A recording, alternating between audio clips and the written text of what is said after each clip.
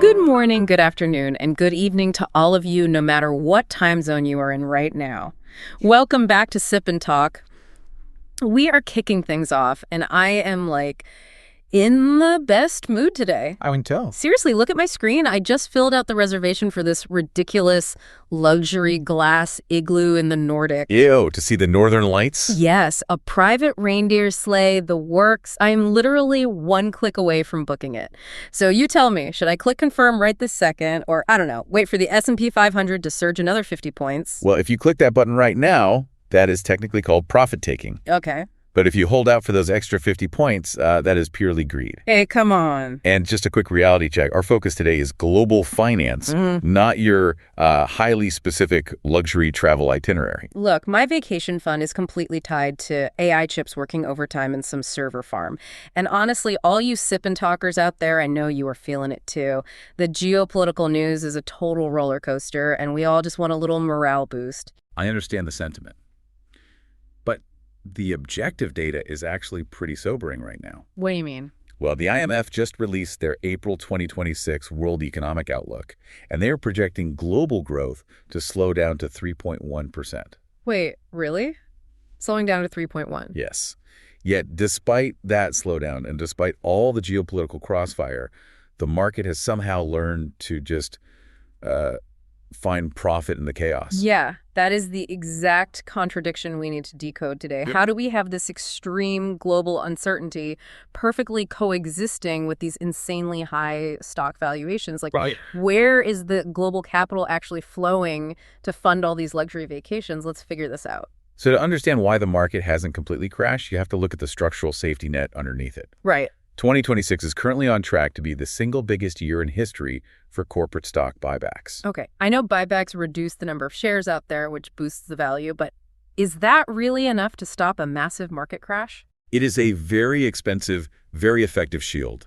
Companies have already authorized $544 billion in buybacks this year. Wow. And the total projections are poised to break $1 trillion for the year. Wait, $1 trillion with a T? That is insane. It is. Mathematically, that translates to a daily buying pressure of roughly $5 billion. So imagine an automated buyer just standing there every single day, ready to absorb $5 billion of panic selling. That is a massive safety net. But there is also a psychological evolution happening.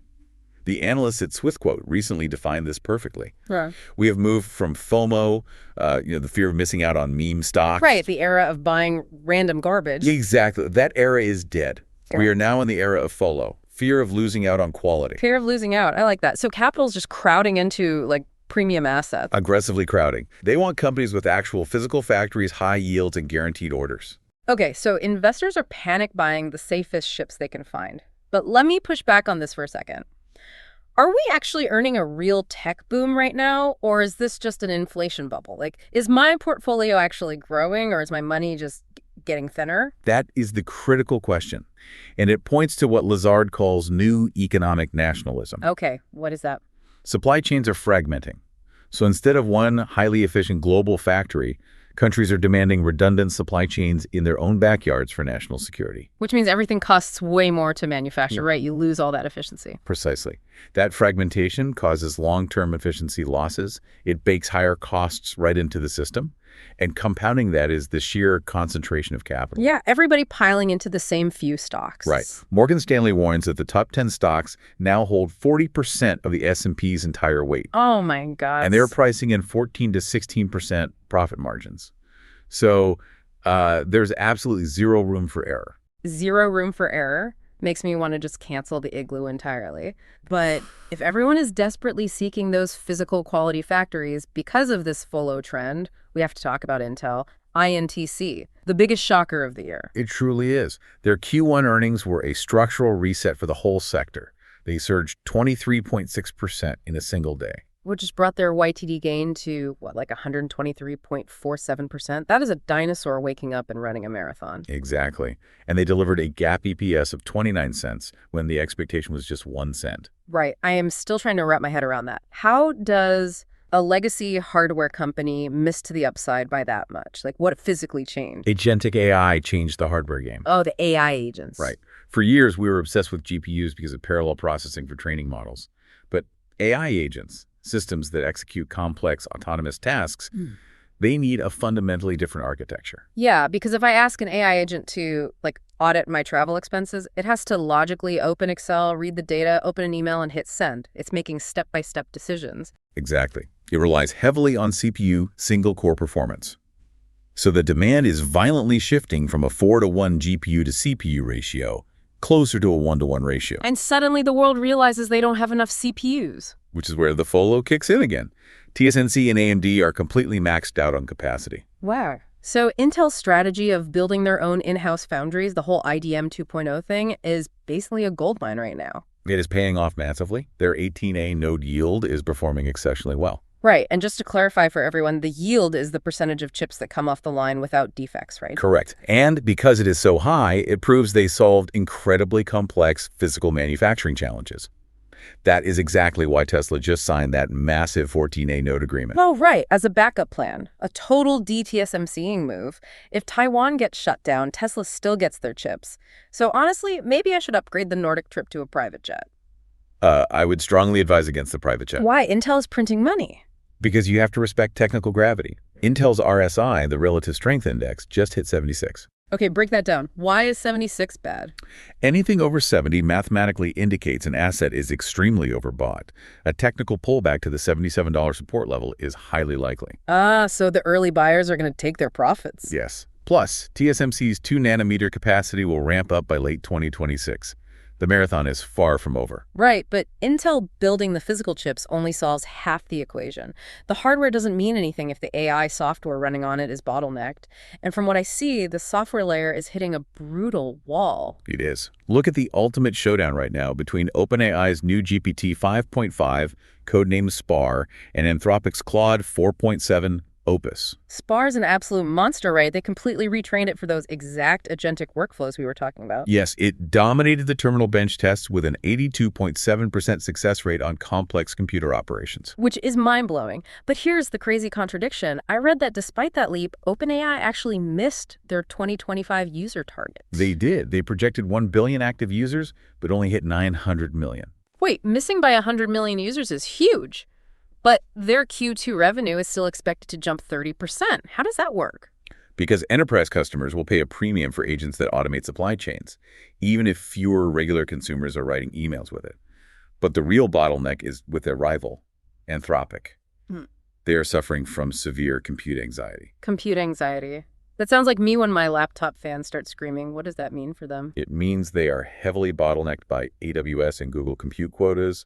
The physical servers just aren't there. So it's like Anthropic built this genius brain, but AWS and Google control the oxygen supply, the actual servers, and they are basically breathing through a cocktail straw. That is a very accurate analogy. And it gets worse when you factor in the geopolitical trap. Oh, right. Look at Meta.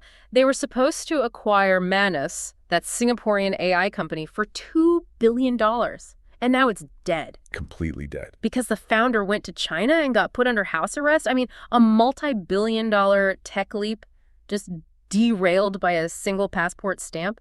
These empires are so fragile. And that fragility ties directly into the final boss of 2026, which is global energy and diplomacy. Yeah, S&P Global just noted that AI data centers are literally the only positive engine offsetting all this Middle East energy inflation. Which brings us to Trump's recent diplomatic maneuver. He completely stalled the U.S., Iran, Pakistan negotiations. Right, total strategic ghosting. He pulled the envoys at the last possible minute. Exactly.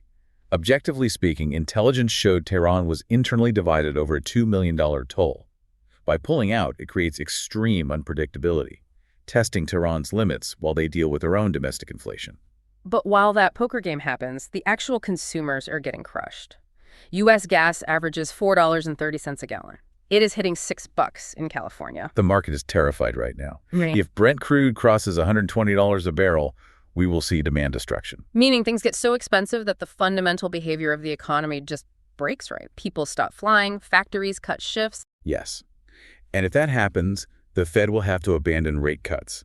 EY is already predicting only 2 cuts left in 2026. Which would be absolutely lethal to those growth stocks we talked about, the ones with zero room for error. Precisely.